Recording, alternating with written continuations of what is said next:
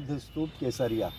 केसरिया स्तूप को उत्खनन से पूर्व स्थानीय लोकमानस में राजा बेन का गढ़ अथवा देवरा के रूप में जाना जाता था। राजा बेन का उल्लेख पौराणिक आख्यानों में है।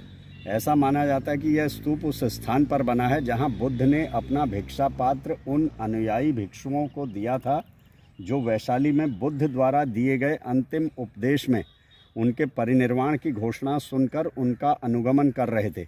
सर्वप्रथम मैकेंजी सन 1814 तथा अलेक्जेंडर कनिंघम सन 1861 द्वारा अन्वेषित इस स्तूप का उत्खनन 1998 में भारतीय पुरातत्व सर्वेक्षण के पटना अंचल द्वारा प्रारंभ किया गया।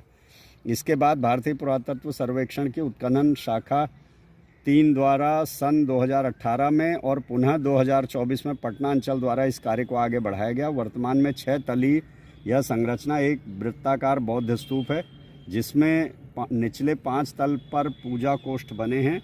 ईंटों से निर्मित शीर्षस्थ तल पर लगभग 10 मीटर ऊंचा और लगभग 22 मीटर व्यास वाला ईंटों का ठोस बेलनाकार ढांचा निर्मित है।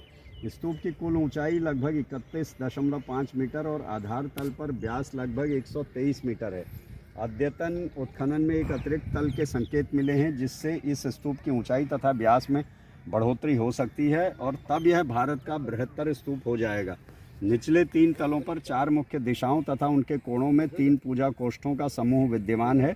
चौथे तल पर स्थित पार्श्व कोष्ठ छोटे हैं जबकि 5वें तल पर केवल एक कोष्ठ निर्मित है। ऐसा इन 2 तलों पर छोटी परिधि तथा जगह की सीमित उपलब्धता के कारण हुआ है। छठे अथवा शीर्षस्थ तल पर केवल बेलनाकार अंडभाग है। पूजा कोष्ठों के समूह के बीच बहुभुजी संरचना का स्थापत्य अलंकरण है जो पश्चिम चंपारण के लौरिया नंदनगढ़ स्तूप से तुलनीय है। प्रत्येक तल अपने ऊपरी तल से सीढ़ियों द्वारा जुड़ा है। ये सीढ़ियाँ बहुभुजी आकृतियों के बीच अलग अलग स्थानों पर छिपी हैं। संभवतः सभी कक्षों में बुद्ध की मूर्ति प्रतिस्थापित थी, परंतु अब यह केवल कुछ कक्षों में ही टूटी अवस्था में परिरक्षित है। ये मूर्तियां कक्षों की पिछली दीवार से सटे चबूतरे पर बनी हैं। कुछ कक्षों की पार्श्व दीवारों पर भी बुद्ध की मूर्तियां मिली हैं, यद्यपि ये अत्यंत जीर्ण शीर्ण अवस्था में हैं। ये मूर्तियां मिट्टी, चूना एवं ईंटों के टुकड़ों तथा चूर्ण से बनी हैं जिस पर गच प्लास्टर किया गया है। कभी कभी इन पर लाल रंग का लेप चढ़ाया गया है। अब मूर्तियों के केवल निम्न भाग, कमर, पैर, हाथ व अग्रभाग ही बचे हैं जो इंगित करते हैं कि बुद्ध पद्मासन एवं भूमि स्पर्श मुद्रा में है।